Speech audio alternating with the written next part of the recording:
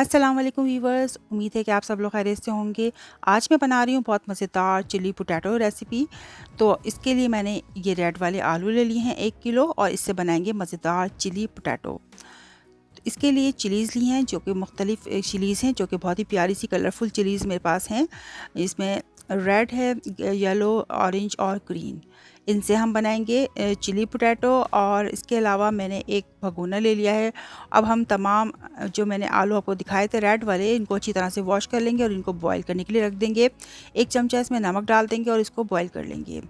तो जब तक हमारे आलू बॉईल होते हैं तो आइए हम कुछ वेजिटेबल्स को काट लेते हैं। 2 मैंने अनियन ले ली थी दरमियाने साइज़ की और इनको हमने इस तरह काटना है कि इसके पेटल्स को अलग करना है, यानी कि जो इसके कवर होते हैं इनको अलग कर लेंगे जिस तरह हम चिली चिकन में करते हैं। इसको अनियन को काटते हैं इसी तरह से इसमें भी हम प्याज को इस तरह मोटा मोटा काट के इनके अलग अलग कवर कर लेंगे।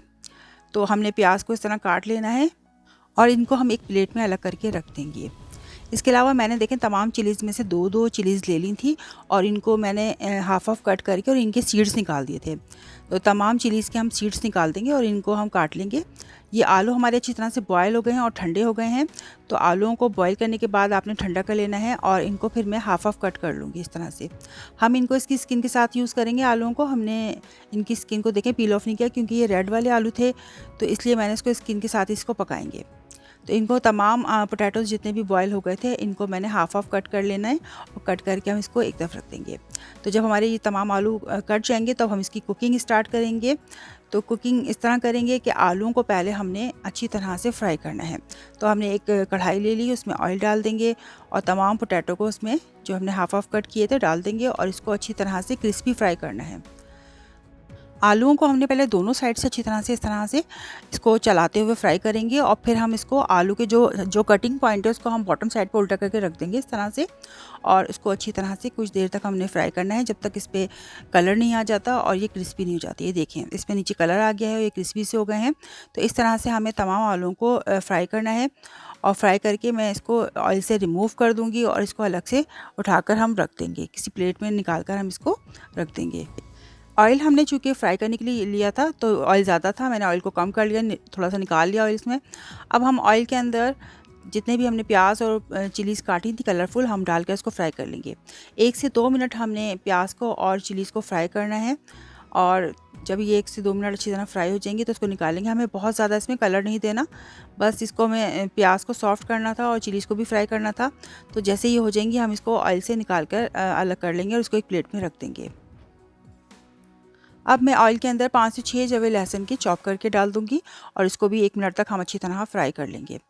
तो लहसुन को भी हमने अच्छी तरह से इसमें फ्राई कर लेना है। इसके बाद मैं इसमें 3 से 4 अदद टमाटर का पेस्ट शामिल कर दूंगी। तो टमाटर का पेस्ट मैंने इसमें शामिल कर दिया है और इसको भी हम अच्छी तरह से लहसुन के साथ ही फ्राई कर लेंगे, भून लेंगे अच्छी तरह से। इसमें स्पाइसेस डालूंगी। 1 चमचा लाल मिर्च पाउडर जाएगा, आधा चमचा इसमें हल्दी जाएगी और 1 चमचा ही इसमें नमक जाएगा। तो स्पाइसेस आप अपने टेस्ट के मुताबिक इस्तेमाल कीजिएगा क्योंकि ये हम बना रहे हैं स्पाइसी चिली पोटैटो। तो कहीं बहुत ज़्यादा स्पाइसीज ना हो जाए आपके लिए, तो आप अपने टेस्ट के मुताबिक ही इसमें स्पाइसी इस्तेमाल कीजिएगा। अगर आप कम मिर्च खाते हैं तो आप चिली पाउडर को कम भी कर सकते हैं। और अच्छी तरह से इसको हम फ्राई कर लेंगे। देखिए मसाला मैंने बहुत अच्छी तरह से फ्राई कर लिया है।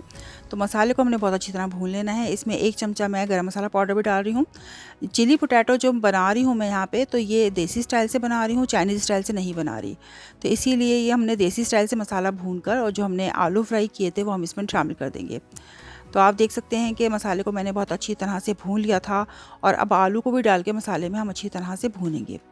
तो आलू की भी हमने अच्छी तरह से इसमें भुनाई करनी है और ये हमारा देसी स्टाइल से बहुत ही मज़ेदार चिली पोटैटो रेडी हो रहा है। अब जो प्याज और मिर्चें मैंने फ्राई की थी शुरू में, अब वो भी हम इसमें शामिल कर देंगे, वो भी हम इसमें डाल देंगे और तमाम चीज़ों को डाल के अच्छी तरह से हम फ्राई करेंगे। तो तमाम हमने पोटैटो भी डाल दिए हैं, चिलीज़ भी डाल दी हैं और तमाम मसाले भी इसमें शामिल हो चुके हैं। तो इसको हमने बहुत अच्छी तरह से भुनाई करनी है। अगर आपको इसमें ग्रेवी पसंद है तो आप इसमें ग्रेवी भी डाल सकते हैं और पानी डाल के इसकी ग्रेवी बना सकते हैं, लेकिन मैं थोड़ा सा इसको इसी तरह से भुना भुना पसंद करूँगी। और ये आधा चमचा मैंने इसमें ब्लैक पेपर डाल दिया है, यानी काली मिर्च का पाउडर है ताज़ी जो मैंने पीसी थी, और वो मैं इसमें शामिल कर दूँगी। तो तमाम स्पाइसेस इसमें आ गए हैं اور اس کو اچھی طرح سے ہم نے مکس کر لینا ہے، اور ہم اسی طرح سے مکس کرتے ہوئے اس کو اسٹر فرائی کرتے ہوئے اس کو اچھی طرح سے کڑھائی کے اندر اس کو ہم بھونتے رہیں گے۔ اور اس کے بعد سب سے لاسٹ میں اس میں ڈالوں گی 2 سے 3 چمچے لیمن جوس، جو کہ اس کے ٹیسٹ کو بہت ہی زیادہ انہینس کریں گے۔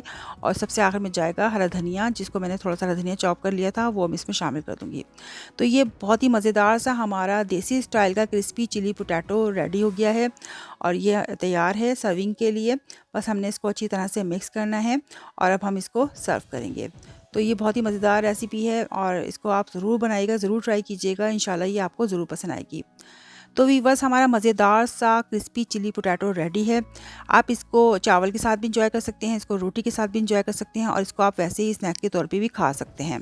تو امید ہے کہ آپ کو میری آج کی یہ مزیدار سی ریسیپی پسند آئے گی۔ اگر آپ کو میری ویڈیو پسند آتی ہے تو میری ویڈیو کو لائک اور کمنٹ ضرور کیجیے، اور میرے چینل کو سبسکرائب کیجیے، اور اس کو اپنے فرینڈس اور فیملی میں ضرور شیئر کیجیے۔ انشاءاللہ اسی طرح کی مزیدار ریسیپیز لے کر آپ کے لیے حاضر ہوتی رہوں گی۔ جب تک کے لیے اللہ نگہبان۔